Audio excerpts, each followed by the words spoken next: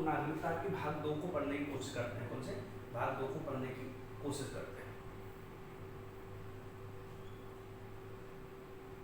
ठीक है।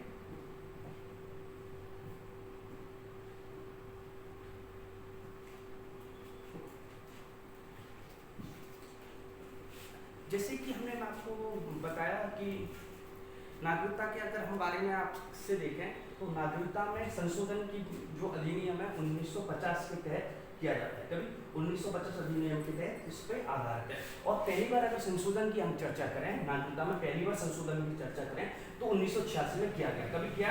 1986 में पहला संशोधन किया गया, ठीक है।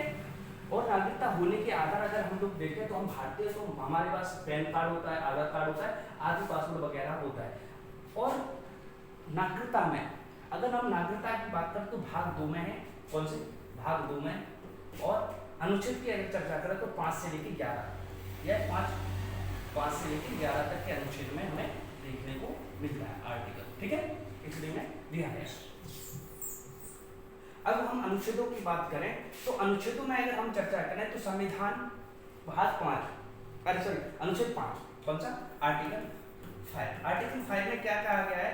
आर्टिकल 5 में कहा गया है कि संविधान में दी गई नागरिकता, अर्थात जब संविधान बना तो उन सभी लोगों को नागरिकता दी जाएगी उस समय जो भारत के अंदर थे। जब भारत हमारा आजाद हुआ 1947 में, कभी 1947 में जब हमारा प्यारा भारत आजाद हुआ तो कुछ लोग पाकिस्तान चले गए, कुछ पाकिस्तान से भारत आ गए।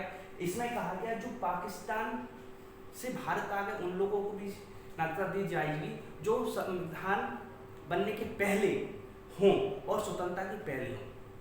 उनको भाग 5 में कहा गया है, ठीक है।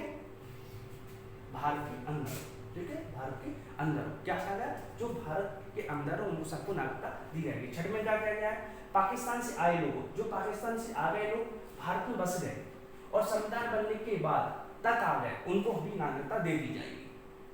कभी तक? 1947 में अगर चले भी गए और वापस आ गए उनको भी दे दी जाएगी। जो चले गए 1947 के बाद भी गए लेकिन संविधान बनने के पहले तक आ गए तो उनको भी नागरिकता दे दी जाएगी, ठीक है। 7वें में क्या आ गया? स्वतंत्रता के बाद भारत से पाकिस्तान चले गए ऐसे व्यक्ति जो संविधान बनने के पहले लौट आए उनको भी नागरिकता दे दी जाएगी, ठीक है। जो पाकिस्तान चले गए स्वतंत्रता के बाद उनको भी नागरिकता दे दी जाएगी। 8 में क्या आ गया?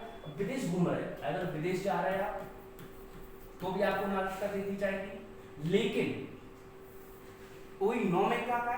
अगर विदेशी नागरिकता ले ली जाती है तो भारत की नागरिकता चली जाएगी, ठीक है। 10 में क्या किया गया? अगर आप कोई देशद्रोही काम करते हैं, देशद्रोही काम करते हैं, देशद्रोही काम करते हैं तो आपकी नागरिकता छीन ली जाएगी, ठीक है। और 11 में क्या किया कि संसद, ठीक है, नागरिकता संबंधी कानून कौन बनाएगी? संसद बनाएगी और गृह मंत्रालय के अंतर्गत बनाई जाती है, ओके। इतना हो गया। अब बेसिक जानकारी हम लोग देख लेते हैं।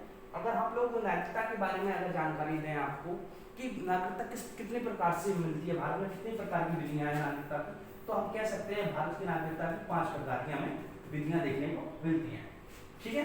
जन्म के आधार पर हम सभी को नागरिकता मिलेगी क्योंकि हमारे पूर्वज जो है भारत के ही हैं, ठीक है, तो हम सभी को नागरिकता मिलेगी।